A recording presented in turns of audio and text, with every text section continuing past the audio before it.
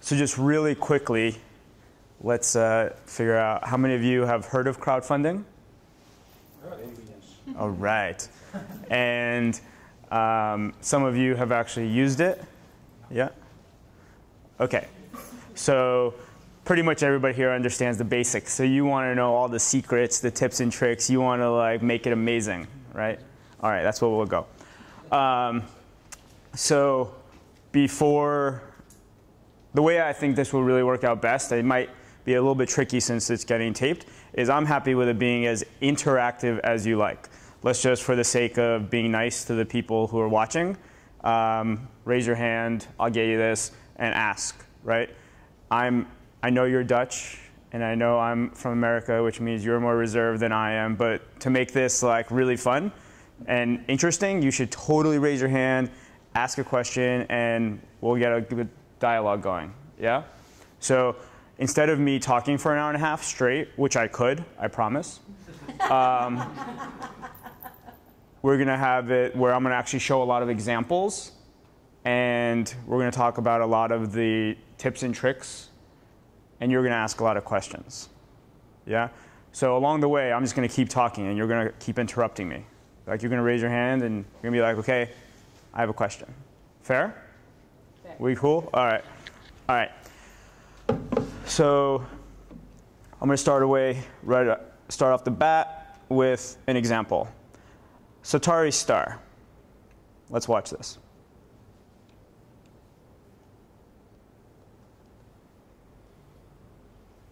Hi, I'm Brian, and I'm Juan.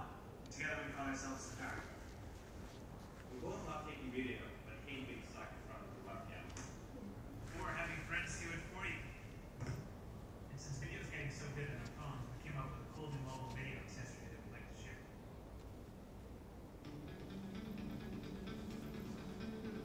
Which one is the volume?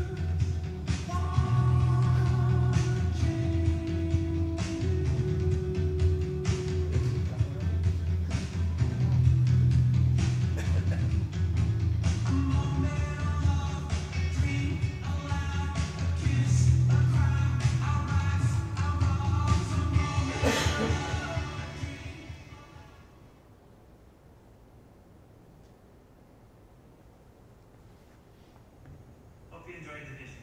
Our two product designers have been working for the last year out of this garage office to bring this idea to you. The idea is relatively simple. Slip your video phone into our base, grab the marker. If the base can see the marker, it will follow it.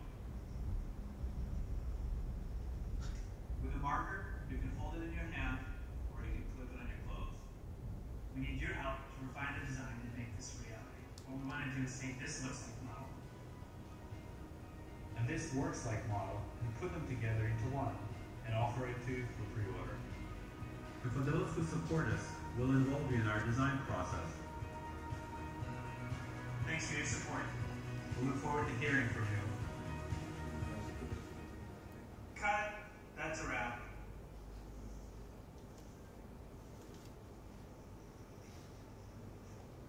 Oh, are you still following me? All right, so that's Satari star. And how many of you want one of those? All right. How many of you know those people? Okay, good.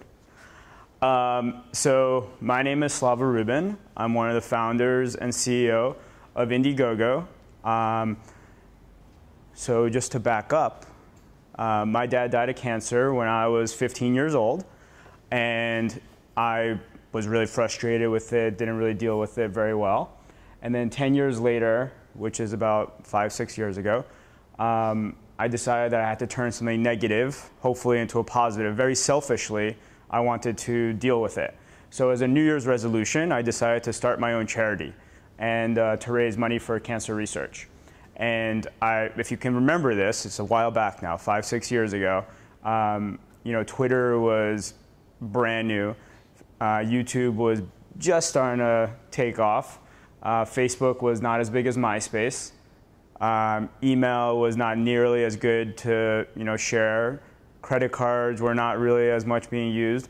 Obama was not a word in America or anywhere. And it was just really frustrating to try to raise money on the internet. So I actually, with my really good friend Eric and then his friend Danae, the three of us were chatting and we were all sharing our mutual frustration around how hard it was to use the internet to raise money for ideas. So they were trying to raise money for, so Eric was on the board of a theater company and Danae had been working with different filmmakers, and somehow we were onto something, the fact that we were all really frustrated. So we said, why not build something where it's just easier to fund your passion using these things called social media, whatever they are. So that was the idea, and that's why we launched it then in January 2008. We now are in 200 countries, the largest funding platform in the world. We're distributing millions of dollars every month, and anybody can raise money for absolutely, positively any idea. Much of the conversation that we're going to try to discuss is no longer really my opinions, right? A lot of what I try to tell you will be based in the fact that we have 40,000 campaigns, and it's the data that I will share with you, and it's the facts as opposed to what I hope it would be, even though that's the way I talked when I first started Indiegogo.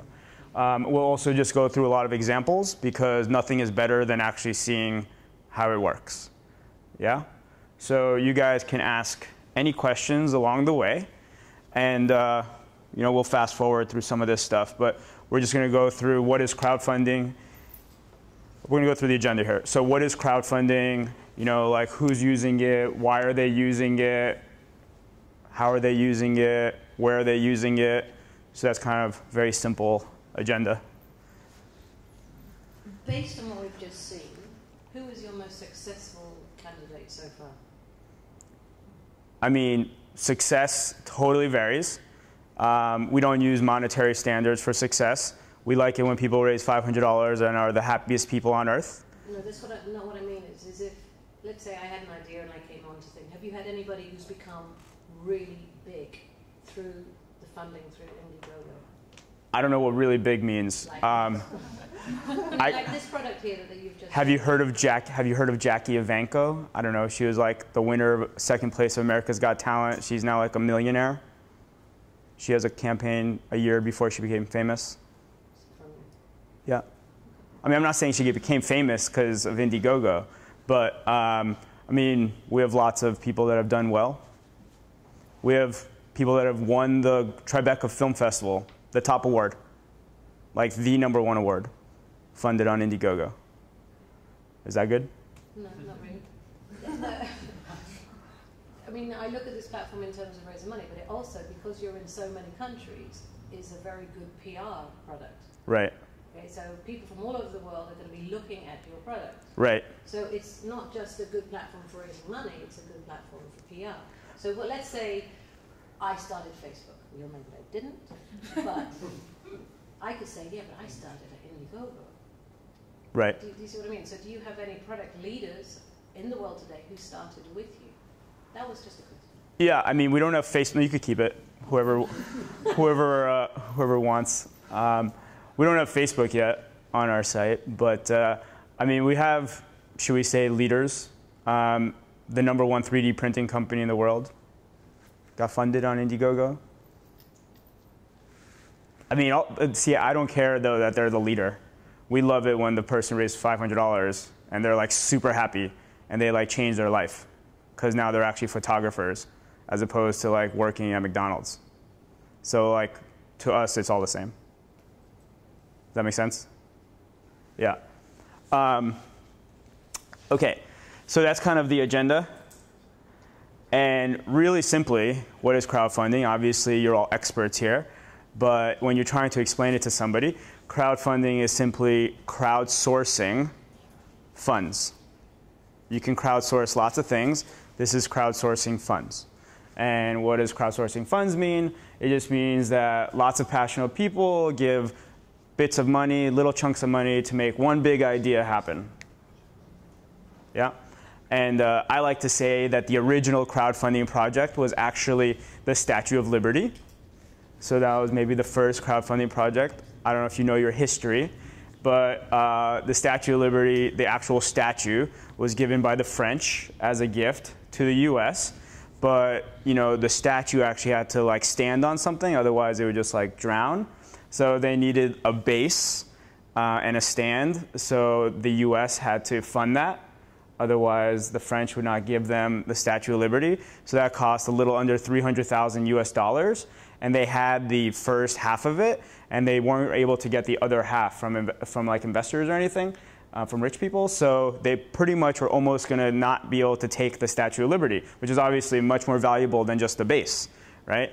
And so Joseph Pulitzer, who's whatever, important guy in America for journalism, was able to, he at the time was connected to the New York Times, which is called something different at that time, was able to use the New York Times, which is a paper, pretty much only in New York City and a few miles outside of that, to say, hey, people, we should try to raise some money to be able to get the Statue of Liberty. And the amazing thing is it got funded. But not that it got funded, but the average contribution was about 83 cents, which is like less than $1, so like less than €1. And that's how many people actually funded the $130,000 gap, right? That's incredible. And they got nothing in return at all. No profit, no nothing. At least with Satari Star, that's the name of that product that you saw, you actually get the product. So I have here at the bottom, it says a perk. So nothing we're going to discuss is profit, equity, loans, no money back, no profit, no equity, no loans, no money back, no profit, no equity, no loans, no money back. Does that make sense? Because I know all of you want to say, why don't I just do this and have people get money back? Because I've done a lot of these lectures. And I know many of you want to ask that. It's not really allowed. And I'm sure many of you are thinking, oh, in my country it is allowed. OK, I can't wait till it's really allowed. Just let's agree for the sake of this conversation, it's not allowed. Is that OK? I know the SEC is talking about to change these rules, so are you going to change your website according to that? You are very much on top of your stuff. As a matter of fact, watch this. I'm doing a master thesis about crowdfunding.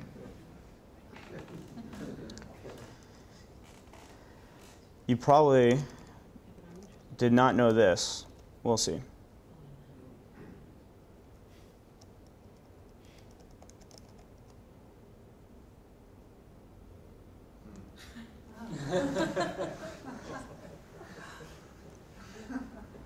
This campaign was created 2 years ago on Indiegogo. And when they came to us saying, hey, we would like to help you, Indiegogo, to try to get crowdfunding to change the law, we want to work with you. We're like, yeah, have fun. Anybody can create any campaign they want.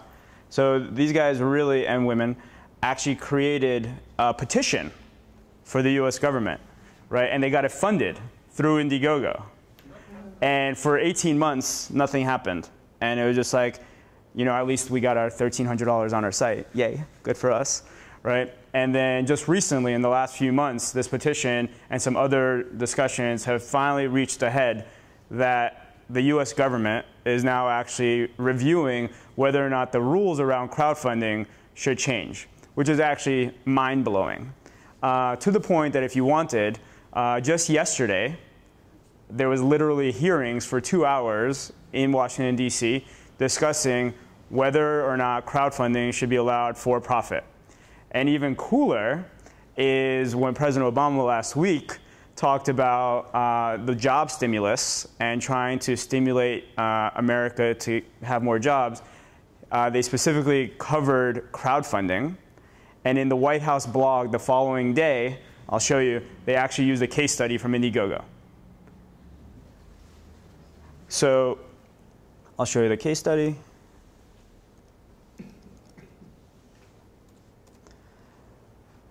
So this right here, and I could show, if you gave me time, I could find it on the White House blog. But this is actually like on the White House blog in history forever now. It's pretty cool. So the short answer is, we created Indiegogo in 2006. We came up with it. And it doesn't take a very intelligent person to say, oh, let's offer profit. People like profit. So we tried to right away navigate all of the legal issues around that. And there's a lot of legal issues. So if one day the law changes, and right now there's a little bit more momentum than there was a month ago, that would be amazing. And we'll navigate it to make sure people can do what they want to do. Right now, we just press forward with one happy customer at a time. Sorry, I think I've missed something. What do you mean about profit? There are 4 reasons why anybody funds anything in life.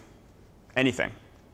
1, because they care about the person, the cause, or the idea, or the campaign. So you can call that like emotionally, their heart, they care. That's number 1. Number 2 is because they desire the perk. They want the product, they want the discount, they want the thing, they want the experience, they want it. A lot of you wanted that Satari Star, right? You didn't have much heart for Satari Star, right? And number 3 is people want to be a part of something bigger than themselves. So all those people that funded the Statue of Liberty and a lot of people that fund things on Indiegogo, you know, they always wanted to be musicians, but now they're lawyers. So now they fund bands because they like to know that they themselves are now kind of musicians. They have like a portfolio of bands, but they don't get any profit, right? They just want to be part of something bigger than themselves. The 4th reason is profit. Those are the 4 reasons why anybody funds anything in life. So the first 3, we facilitate in a dynamic marketplace, supply and demand. No problem. And the 4th one is illegal. If the law changes, we will be able to facilitate the 4th one as well. Does that make sense? No, I'm still missing something. Forgive me, I'm a bit blunt. So I go onto this website and I want to give €1,000 to this project that's in front of me just because I feel like it. You probably will do it for one of the 4 reasons. Okay. Because you care about it. This is a gluten-free macaroons, celiac disease, people that can't eat gluten. So maybe it's because your daughter, your sister, your mother is, you know, celiac. You're like, oh, I feel for that, you know? Or maybe you know Jenny. You're like, oh, I want to help Jenny. So that's number 1 reason. The number 2 reason is you want the stuff, right? So let's say you like gluten-free macaroons. So what, You'll buy. Am I missing that they would actually give me something? Yeah, so there's perks. Okay, okay, that's what I'm missing. Yeah, so I'm saying right here, often giving a perk at the bottom. Okay. A perk is a product, experience, a service. So that's the 2nd reason. Or maybe you want to be a person that gets to say when you go to work every day and say, I funded all these businesses. One's a gluten-free macaroon company, one's an electronics company, one's a whatever. What you wouldn't be able to do is say, oh, the reason I would give them money is because I want 10 euros back for my 5 euros. You wouldn't be able to do that on Indiegogo. All right? That's nice because in Holland, Well, wait, let's use the... if I understand correctly, I'm getting really happy about that because the crowdfunding platforms we have in Holland, they only function in the 4th. They function also in the first 3, but the 4th is that they always have to be a profit coming back. Or do I am missing something because I've been looking at it since a year and the ones I have been found or talking to, they always say you have to have a good business plan underneath it because the ones who give me something, they really want to get back from you, something back from you. So something is money? Yeah. Okay. Something is money or the product or... Yeah. Well, no, it's a big difference. A product is not money. So getting something, we have to be just more clear. Something is a perk. Money is money. As soon as you get money back, it's a financial instrument, and it's illegal in most countries. And if they say it's not illegal, it's because they're navigating a very slippery slope often. And I don't want to tell anybody who's doing right or wrong. I could just tell you we don't offer it. Yeah. Thank you. I can answer maybe the question, because in Holland it's also illegal or not stated by the law that you can raise money and then ask money for it. So it's not allowed. There is actually one platform which is trying to break this through, and it's called Seeds.nl. They are from ABN AMRO, and they are actually in talk with AFN to change the laws. Yeah, and for what it's worth, we've been working on this since 2006. We've met lots of individuals who have told us they figured it out. Those people all have different jobs today. So who can use it? Anybody. You need to figure out which platform you want to use. Since we launched in January 2008, we literally now have nearly 300 competitors. He probably knows a lot more about all of that. We get a new competitor every day. I wake up in the morning, there's a new competitor. So you just need to think about what's the difference between all the competitors. Some only service the Netherlands.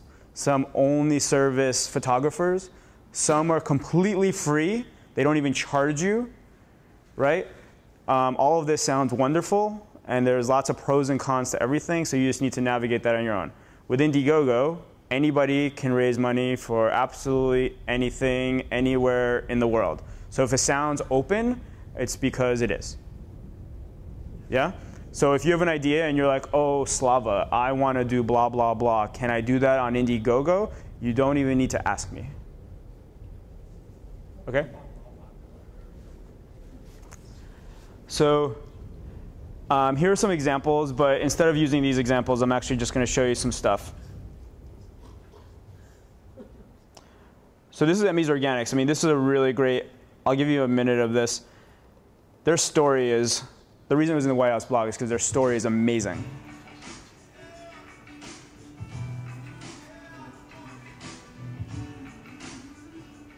My name is Ian. I am co-founder of Emmy's Organics. Hi, I'm Samantha, and I'm the co-founder of Emmy's Organics.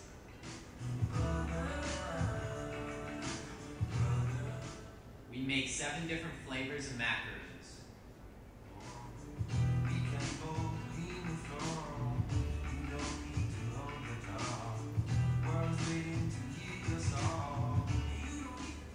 We also make the most delicious raw vegan chocolate sauce.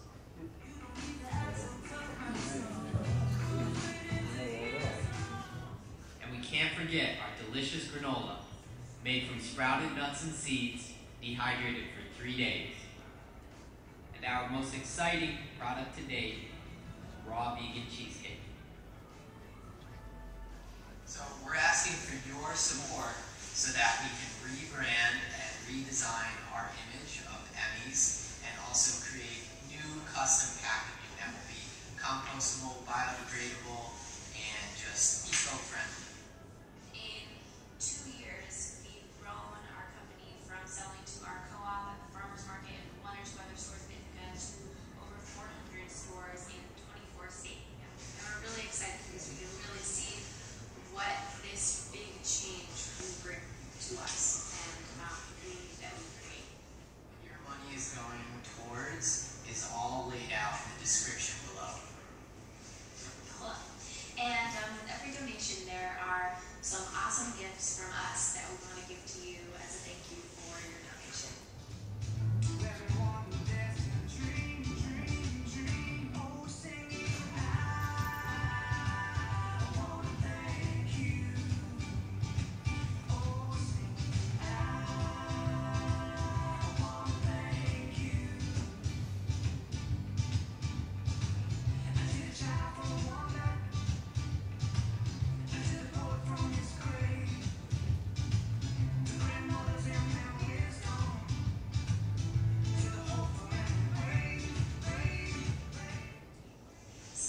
Thank you so much for watching this video. We are so grateful for the support system around us. We could not be as far along as we are without you. Thank you. Thank you so much.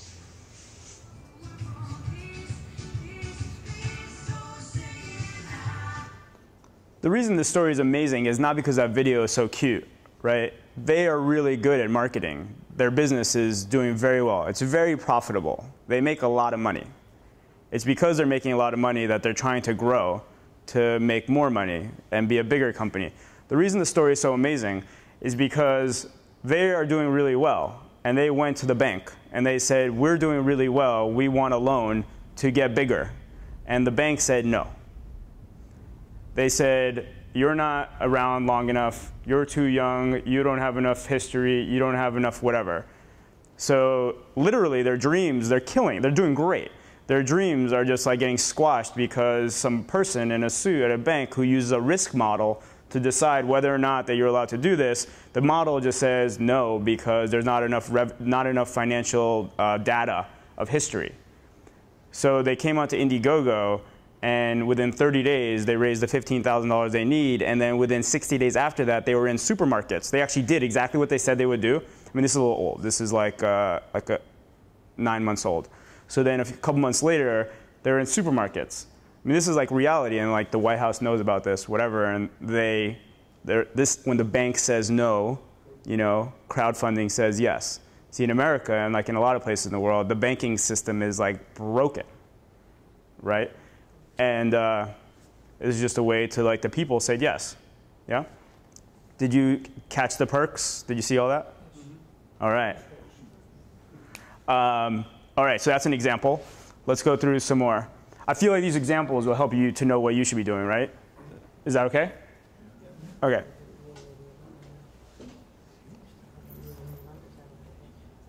So like, these are actually all campaigns. I filtered here on the left. See here on the left? I filtered in the advanced search. This is all Netherlands. So we're not even looking at other, this is only the Netherlands right now. So there's like all kinds of whatever, this, that, music, art, film, whatever, film, theater, film, art. So one that I want to show you, you can check this out on your own later, but this is only the Netherlands. If I wanted to, I could filter by some other country. But here is, I know you guys are quite artistic in the Netherlands, so I'll show you a pretty cool artistic campaign.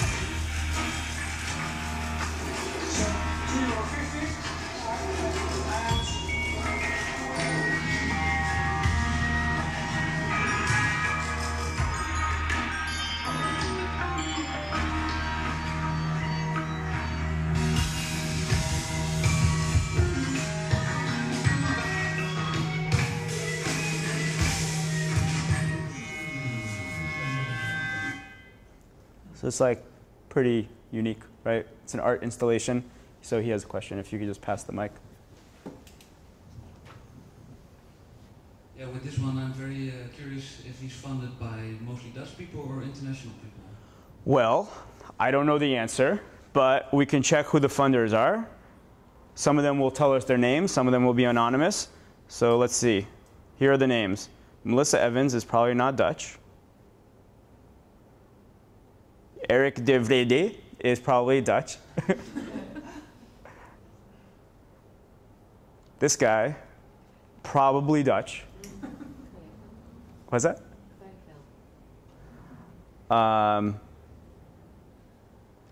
Probably not Dutch. I'm just guessing. Anyway.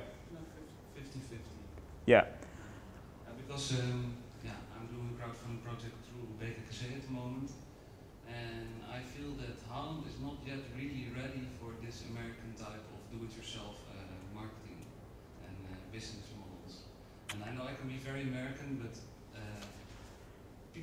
Dutch people distrust this style a bit.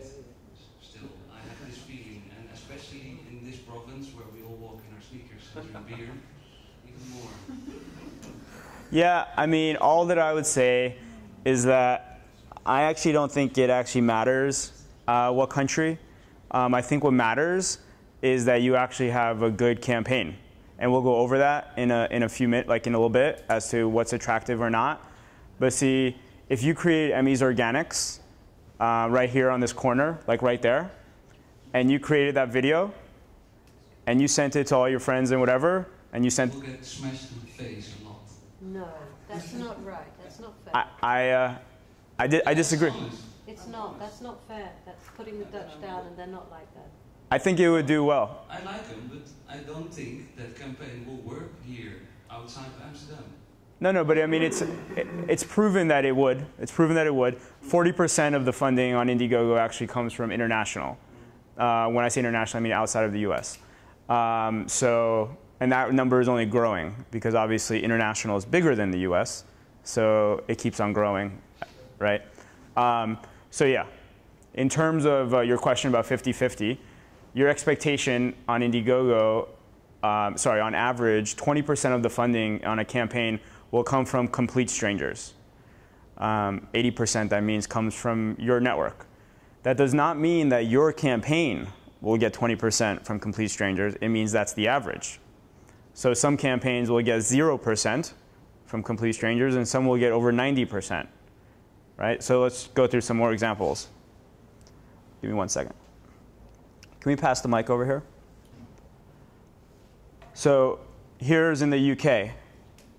And you can say that the UK is not like the Dutch, like they're more open, less open. I have no idea. I'm not going to get into country by country bias. I literally don't care.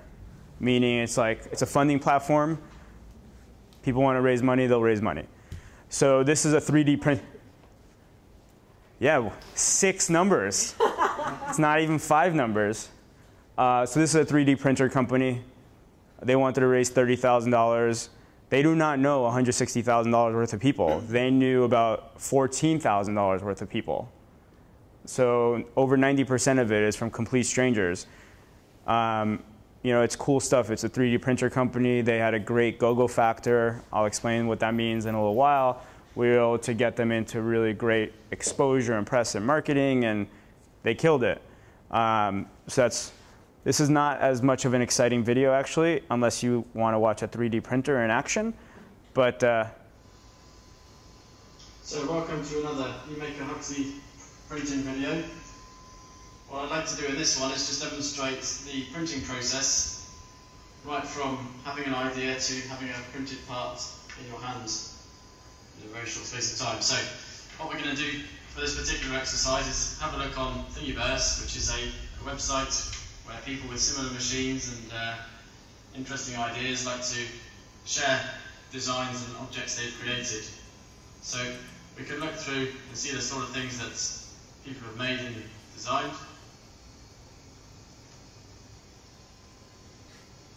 Anyway, we're going to stop this one. But for example, you could watch this for 9 minutes. It's cool if you like it, and you would probably fund it. But if you're not into it, it's kind of boring. There's the file available for download. So their number 1 perk was actually, the first one was $465. That is not advisable. We'll go through that in a second. It's a very expensive perk to start as your first perk. You usually want to have a lower perk to start. But they then, believe it or not, they sold out of their perks, meaning they ran out of perks. Their perks were actually the 3D printer. So no one else would fund them anymore. So I actually got in touch with them. I was like, why don't you add more perks? And they were like, oh, because we can't make that many 3D printers by the fall. They promised everything by like September or October or whatever. I said, well, why don't you just promise them later? He's like, oh, I didn't think of that. And he's like, but we're not really making much money because we didn't think many people would buy this because we only want to get $30,000 worth to actually just start it. So like, if we make more, it's gonna be like really tough, and now we're making any money. I was like, so just make it more expensive. It's like, oh, but I don't think anybody will actually fund it. So I didn't tell him anything what to do. He just decided to then open up a new perk, which is instead of the sold out perk, which was right here, $500. It's so funny. He only raises it $50 to $550 and then promises it for Christmas. And look how many people bought it. 150 people, right? Amazing. If this campaign was still open, it would still be getting tons of money. But it closed because every campaign has a deadline. And you might say, oh, that's dumb, you should keep it open. It's actually because it has a deadline that it keeps on getting funded the way it does. Okay, so I'm just going to show you more examples. I just wanted to yes. say a small thing to Michiel also too. Is that I'm not totally agree with him, but I think there's a big difference, especially in the arts, is because of the grants. It works totally different in Holland than it does in America. So getting sponsors and crowdfunding is a kind of sponsorship in a different way, is something that is quite new in Holland. And I think because of the whole system around arts and the grants around it makes it more difficult now for the arts to find other ways to get funds.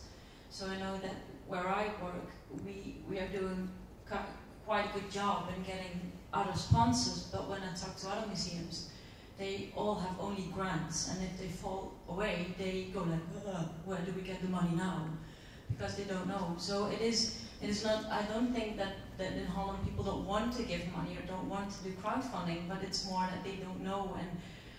And I think for the arts, I think, well, there's already money going from the government to the arts, so what's our role? And with the government falling already now, maybe it's going better, but I think that's really quite new for private people to step into.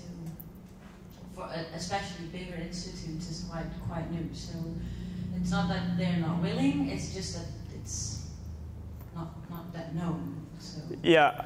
Maybe my words were a bit fierce, but I love this model, but I think it's a bit developing yet and a bit early. Exactly. Yeah, I know where you come from. It's just I agree a little bit. It's not that the Dutch people aren't that nice, but it's just that they don't know. Yeah, I mean, just to be clear, it's not early anywhere else. The word crowdfunding pretty much didn't exist 4 years ago. No, but sponsorship. The word crowdfunding didn't exist like 4 years ago. Right? A long time ago, people used to not use credit cards. That was like some weird thing, right? Some people still use credit cards today, and some people don't use credit cards today. Crowdfunding is just a new avenue as to how to fund any idea. That does not mean that it will replace all of the other ideas, you know, bank loans, grant applications, asking friends for money just like $20 bills, whatever. There's still all those other ways of doing it. Crowdfunding is just a new thing that couldn't exist. It like literally couldn't. It relies on social media, it relies on Facebook, it relies on Twitter. If those things get taken away, crowdfunding cannot work. It like fundamentally can't work. So with new technology comes new innovations, comes new stuff. I feel fully confident, I have to, because I kind of work at a business that does this, that 10 years from now, you know, not only will it be obvious, people won't even use the word crowdfunding. It'll just be a new tool in the portfolio of raising capital. You know, people will be like, what's our grant strategy? What's our government strategy? What's our sponsorship strategy? What's our crowdfunding strategy? What's our whatever, right? So just the way social networking used to be just social networking, right? And social networking was separate from communications. Communications was here, adults did this, and social networking, kids did. No organizations, no brands, no governments, no whatever, right? That was like 8 years ago. You agree? Absolutely. Today, you can debate it. Social networking is not even a word anymore. It's part of communication, right? The same exact thing will happen in funding. Crowdfunding is right here. Poor people do it, artists do it, beggars do it, people who can't get money from a bank because they're bad at business. You can label it whatever you want. I mean, I've been doing this for 4 years. I've heard everything, right? And it's just going to become part of the fabric of funding. So it's just a matter of time. Yeah? All right.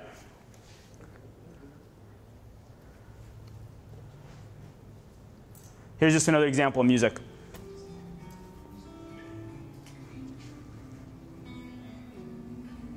Hi, and thanks for taking the time to look into this project. I'm raising additional funds to complete an album showcasing some work I've been doing over the last several years as a guitarist and composer based here in New York City. The album comes from a jazz background and approach, but takes a number of detours along the way. There's a large acoustic guitar element to it, alongside more electric textures as well. There's a lot of my own writing, but also some reimaginings of contemporary songwriters and a standard. So listen on and you'll hear more about the recording, the approach, the musicians involved, and you'll also hear some of the rough mixes so far. The players joining me are among the finest of their generation, and their presence on stage and on this recording has been both humbling and invaluable in shaping the music. The saxophonist John Ellis can get into any of the different musical textures I create and make them more compelling, and is one of the strongest soloists I know. Pianist Jesse Stacken brings a subtlety that binds all the parts together, as well as a solo voice that's modern but keeps a clear priority on the beautiful. Bassist Ike Sturm simply has one of the roundest sounds anywhere, and is another phenomenal soloist. And drummer Ted Poor clearly elevated the music to a higher level, considering we were in the studio, taking lots of chances and inspiring all of us to do likewise. There are also brief but essential contributions from vibraphonist Chris Dingman and electronic composer Michael Gardner, who have both added great textures to the record. Most of the album has been tracked already, and the snippets you're hearing in the background were mixed on the spot. I wanted to briefly mention here that these were recorded at the legendary Sears Sound, so know that we're working toward the best possible fidelity. However, what remains to be done are the mixing, mastering, artwork, and CD manufacturing. And while the bulk of the expenses are behind me, these additional expenses are considerable. My goal from the outset with this project has been to do everything right, picking the best possible material, hiring my favorite musicians, using the best studio I can, following through with a great mix and finished product, which is where you come in. Take a look at what is offered and see if you find something that strikes your fancy, whether it's a CD or two, or a private concert for you and your friends. And thanks for listening.